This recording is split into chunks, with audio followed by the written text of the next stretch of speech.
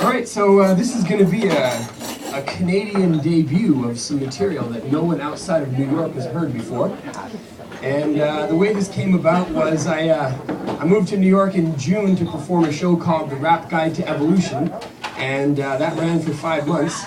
And at the end of that 5 months, the owner of the theater, who was not the producer of the show, but just the artistic director of the theater we were in, which was called the Soho Playhouse, said, well, we've got this space coming up through our holiday season, and we like what you do, so do you have any other shows that are good to go? And I was like, well, there's this Canterbury Tales thing that I used to do several years ago, and they said, great, let's put that on. And so then we had exactly 11 days from the last day of the Rap Guide to Evolution in its 5-month run until the first day of the Canterbury Tales.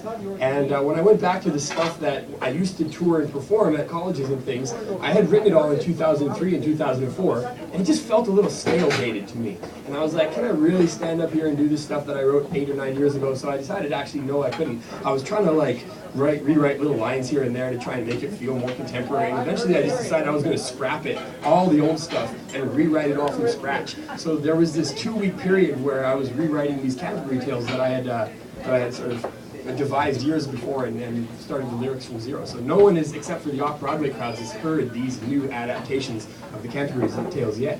And the two that I'm going to be doing, or anyway, we'll start with one and then we'll see how the crowd feels. So this first one is, that's okay, margaritas come first. Alright, so the first character that you're going to meet tonight is going to be the Pardoner. And the Pardoner in the Canterbury Tales is an agent of the church who pardons your sins for money.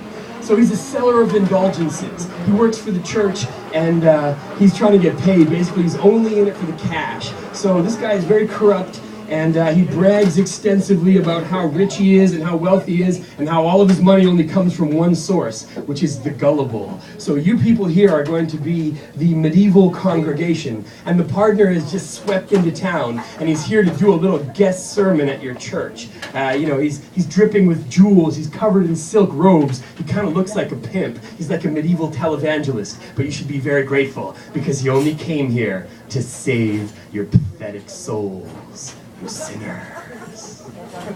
All right, hit it.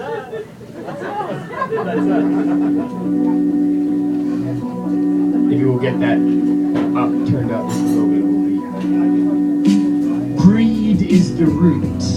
In the days before violence was senseless and counterproductive, there were 3 young friends who were not to be fucked with. Inner city thugs, what? Rough riders, Vancouver after losing the Stanley Cup, rioters thriving on chaos, anarchistic, hedonistic, auto-cannibalistic, like a wolf licking a blade stuck in the ice, thinking it's getting a taste, lifeblood slipping away. I'm talking bad boys, throwing dice in the ghetto, drinking liquor like it was a sacrifice to the devil, dancing, gambling, getting money illegally through nothing but extortion and thievery. I mean, these guys were badasses. Women would bat lashes at them, but mostly only for cash transactions. Yeah, that happens. You can hate it or love it, but if you hate it, then you're probably not acquainted with thugging. I'm not saying it's right, I'm just saying it's real. If you're chasing a thrill, it's probably making you feel good, like taking a pill. And these guys were thrill-seeking, just 3 friends getting ill every weekend. Now I know what you're thinking, typical